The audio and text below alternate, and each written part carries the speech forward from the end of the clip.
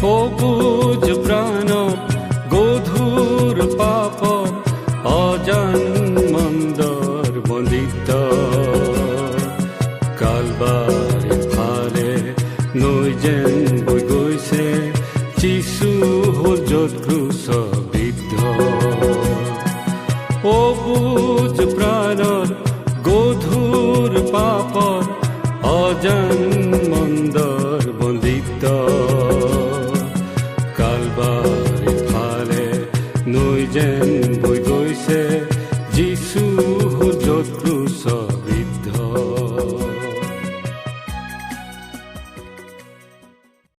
প্ৰভু যীশু খ্ৰীষ্টৰ সৰ্বশ্ৰেষ্ঠ নামত আপোনাক অভিবাদন জনাইছোঁ। পবিত্ৰ বাইবেলৰ যোহনে লিখা শুভবাৰ্তাৰ 12 অধ্যায়ৰ 16 পদত আমি এনেদৰে পঢ়োঁ, এই সকলো বিষয় শিষ্যবিলাকে প্ৰথমতে নুবুজিলে, কিন্তু যেতিয়া যীশু মহিমান্বিত হ'ল তেতিয়া এনে কথা যে তেওঁৰ বিষয়ে লিখা আছিল আৰু তেওঁবিলাকে যে তেওঁলৈ এনে এনে কৰ্ম কৰিলে, এই সকলো তেওঁলোকৰ মনত পৰিল। ঈশ্বৰৰ বাক্যত যি সত্য প্ৰকাশিত আছে, যিসকলে সেই বাক্যত বিশ্বাস ৰাখে তেওঁ ধন্য, কাৰণ তেওঁ সেই সত্য বাক্যত বিশ্বাস ৰাখি মুক্ত হয়। কিন্তু যিসকলে এই সত্যত বিশ্বাস নকৰে তেওঁ সেই সময়ত লজ্জিত হ'ব, আৰু যেতিয়া সময় হাতৰ পৰা গুচি যাব তেতিয়া তেওঁ ভাৰী ক্ষতি বহন কৰিব লাগিব। প্ৰভু যীশু খ্ৰীষ্টৰ বিষয়ে যিবোৰ ভৱিষ্যতবাণী ক্ৰুচত সিদ্ধ হ'ল, অৰ্থাৎ তেওঁ নিৰ্দোষী আৰু নিষ্কলংক হৈও আমি মানৱ জাতিৰ পাপৰ বোজা লৈ ক্ৰুচত আমাৰ দণ্ড সহন কৰিলে।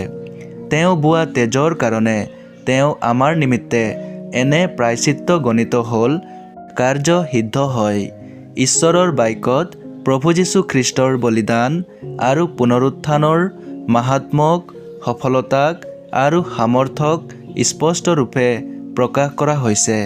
শুভবাৰ্তাৰ এই বাক্যত তেওঁৰ মহিমা প্ৰকাশিত হয়।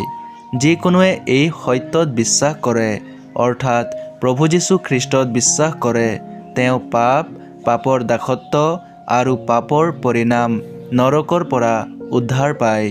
আপুনিও যেন যীশুখ্ৰীষ্টত বিশ্বাস কৰি তেওঁক নিজৰ জীৱনত প্ৰভু আৰু উদ্ধাৰকৰ্তা স্বীকাৰ কৰে, এয়েই ঈশ্বৰৰ ওচৰত আমাৰ প্ৰাৰ্থনা।